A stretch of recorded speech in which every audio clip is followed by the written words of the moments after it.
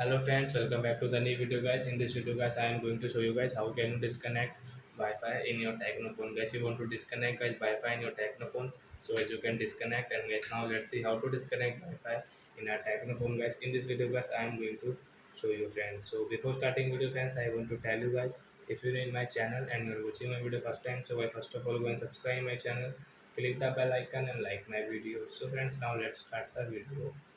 So first of all guys, open your phone setting to disconnect Wi-Fi. Then guys click on your Wi-Fi setting.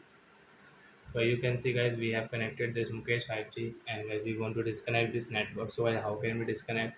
So guys press on your Wi-Fi network. Then guys you can see disconnect and forget option.